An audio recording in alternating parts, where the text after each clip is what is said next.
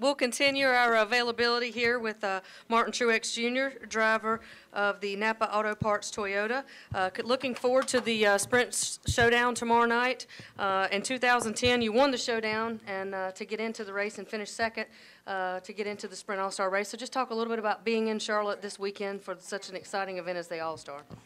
Yeah, looking forward to the weekend. This is always a really fun race, and you know, it's nice to come to the racetrack every once in a while and not have to worry about points. So looking forward to tomorrow night with our Napa Toyota. Hopefully we had a good car there in practice, and hopefully, you know, we've won the Showdown twice, and hopefully we can do the same thing again tomorrow night so we can get in the All-Star race and have some fun.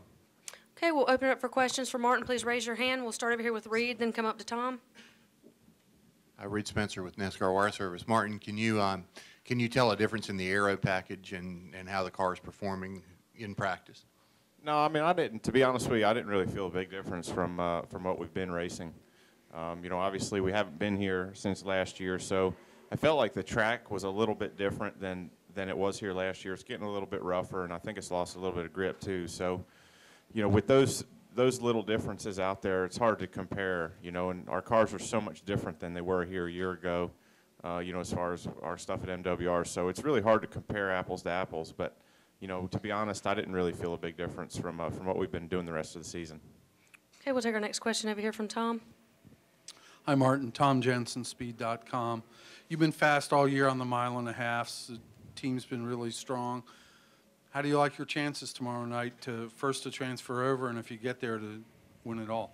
I like my chances a lot. You know, we've been, like you said, fast on the big tracks. We've been close to getting to victory lane here. You know, a few races already this season. Feel like we really should be in this thing, tomorrow night already. But we just haven't been able to close the deal yet. So, you know, a great run last week, a great run at Kansas a few weeks ago, and you know, our car was really good today in practice. It's got a lot of speed in it, and it's driving pretty good. And just looking forward to tomorrow night. You know, based on what we've seen, it's you know, we felt like we probably had the best car in practice there, and you know, especially on the longer runs. So we'll just have to wait and see what happens. Anything can happen in this deal tomorrow night. It's a kind of a shootout type race, and you know, we'll just have to hopefully qualify good, stay up front, keep our nose clean, and just have to wait and see what happens. But looking forward to it. I think we'll have a good night. Additional questions for Martin? We'll take one out over here from Mike. Mike Mullen, MikeMullen.net. Looks to me like restarts have been an issue this season. A lot of different tracks. I think Tony Stewart had everybody's number out there at Vegas, and then at Darlington, I don't know what was going on with the tires and people spinning them like that. You're probably going to be in one of the first two rows for the final restart tomorrow night.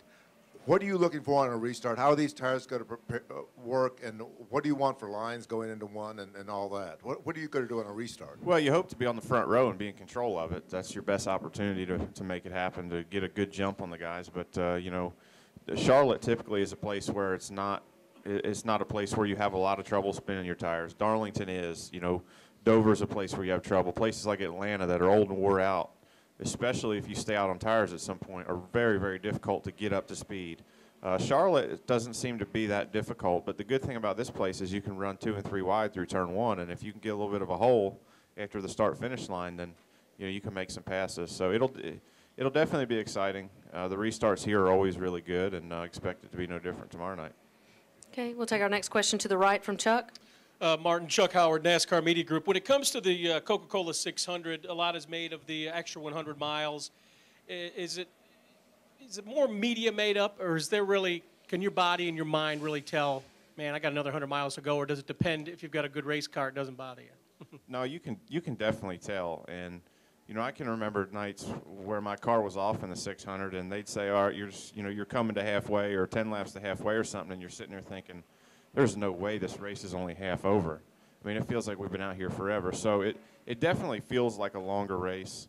You know, obviously the worse your car is, the longer it feels, and the better it is, the shorter it feels. But, you know, regardless of what's going on, it definitely feels like a longer race, even though it's only 100 miles. Final questions for Martin? Martin. Thank you. Good luck tomorrow night.